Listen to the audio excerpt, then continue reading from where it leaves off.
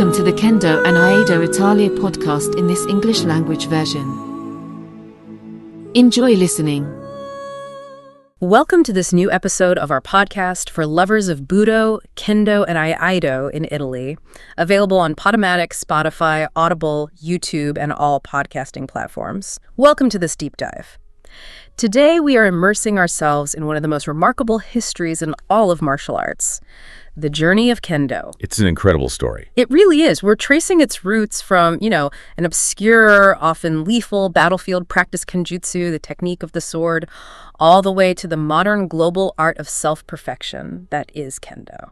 And for this, we've compiled sources that chart this entire evolution, starting way back in the 14th century. All the way back there. All the way. Then through these long periods of peace, then militarization, and finally, post-war democratization.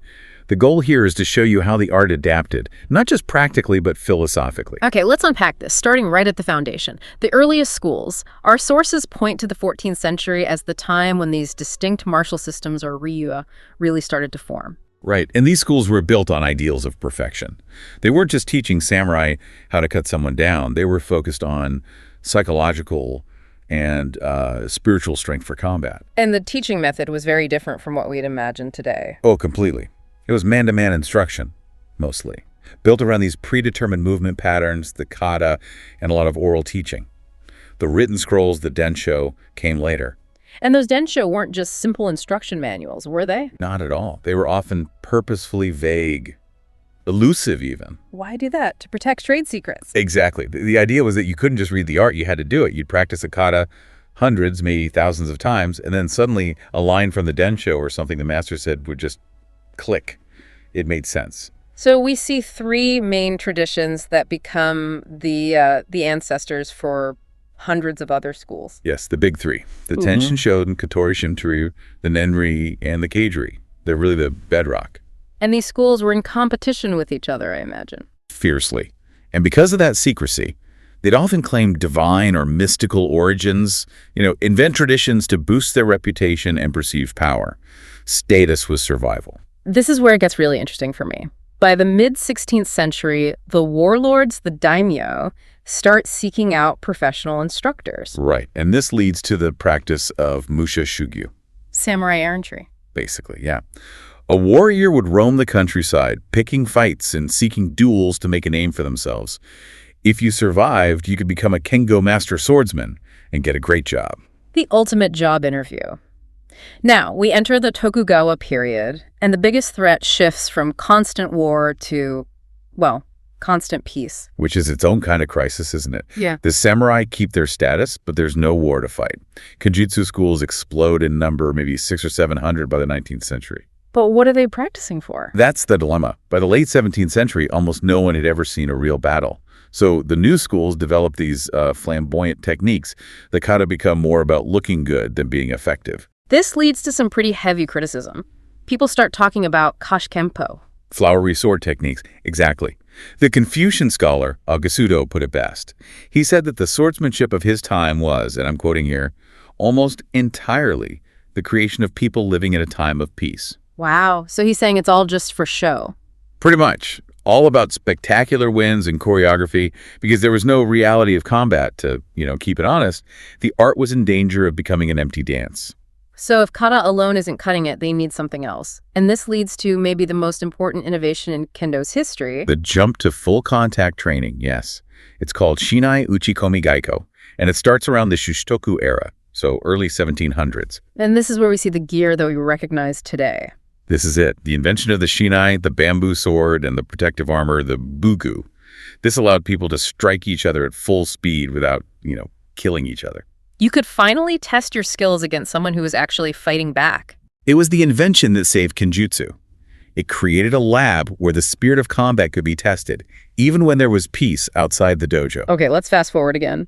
The Meiji Restoration in 1868, modernization hits Japan like a tidal wave. And the government goes all in on Western military tech.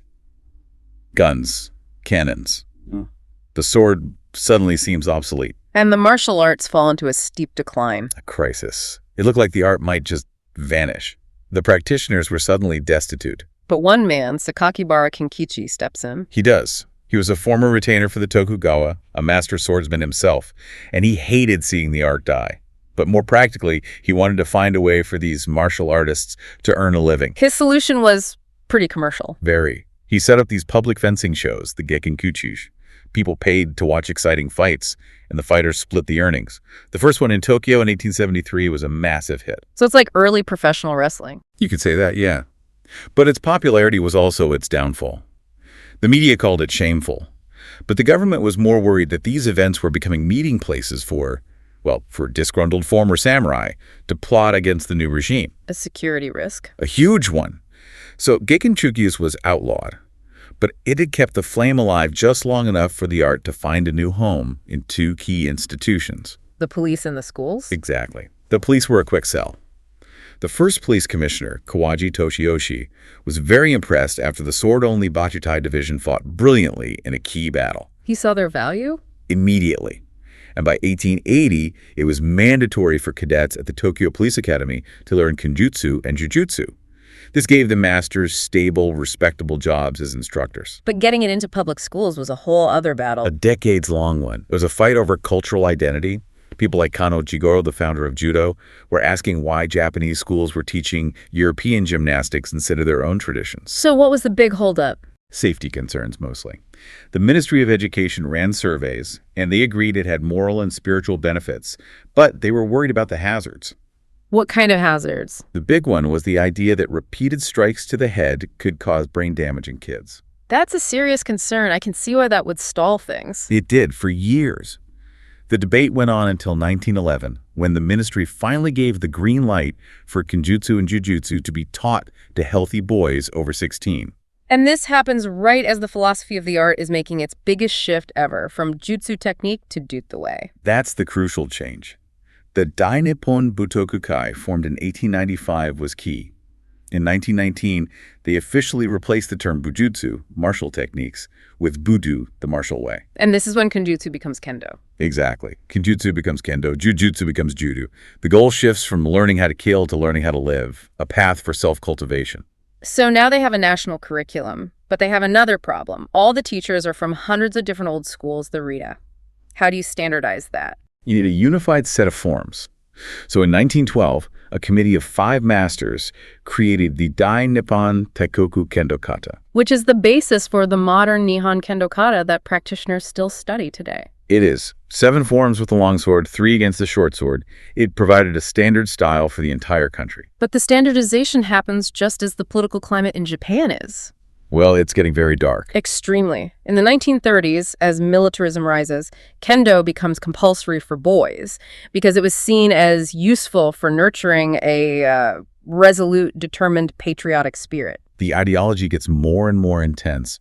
By 1941, physical education is renamed physical discipline. And the training in schools becomes incredibly violent. The rules of a match change completely. It's not about points anymore. It's first to score a valid kill wins. They even gave points for tripping someone or ripping their mask off. Right, actions that simulated a real, brutal fight to the death. They even shortened the shinai to match the length of a military sword. Then the war ends and the Allied occupation forces come in. And they see these martial arts as being directly tied to the nationalism they just defeated. So they're banned. Outright. The Butokukai is dissolved in 1946. A total shutdown. For a while, yes. But the enthusiasts didn't give up. They immediately started looking for a way to bring it back, to reframe it for a new democratic Japan. Which leads to the creation of Shinai-kyuji. Clean staff sport. Yeah. It was a complete rebranding. All the combative features were stripped out. The gear looked more like Western fencing. Practitioners wore shirts and trousers, not the traditional uniform. It was purely a sport, timed matches, penalties for aggression. And no ki, no shouting, just a grunt was allowed. It was a conscious effort to make it acceptable to the occupation forces. So in 1952, the All-Japan Kendo Federation forms, and conventional Kendo is revived, but in a much tamer form. Yes, and Shino-kyugi and Kendo existed side by side for a little while before they merged into what became school Kendo. And then in 1964, Kendo is a demonstration sport at the Tokyo Olympics. And that just has to ignite the big question. Is it buja or is it sport? That's the tension that exists to this day. Competition encourages you to find tricks to win a point. But the conservatives argue that this goes against the whole point of Kendo as a way for personal growth. It's that old Koch Kempo critique all over again. It is. So to finally settle this, in 1975, the Federation published the official concept of Kendo. And what does that concept say? It states the purpose is to discipline the human character through the application of the principles of the sword. It's about cultivating a vigorous spirit, honor, sincerity, and ultimately promoting peace. It puts the spiritual path, front and center. Winning is secondary. Precisely. And that clear philosophy is what has allowed Kendo to spread globally, blending being a martial art, a sport, and an exercise in self-perfection. It's an art that has survived for 7 centuries by constantly redefining its own purpose. And it's still evolving. You see rule changes all the time, all aimed at keeping it a socially useful and fulfilling activity. Which makes you wonder, as it continues to adapt in our modern world, what future changes might be needed to keep this way both authentic and relevant? That's a great thought, an art that's always remaking itself. What a stunning evolution we've covered, from secretive combat techniques through flowery displays to the standardized bujo we know today. Thank you again for joining us, and if you'd like to help us continue our work, simply like or follow the episodes. Thanks again, and see you next episode. Thank you for listening to this podcast.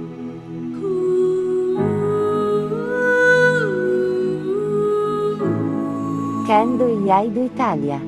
Il podcast.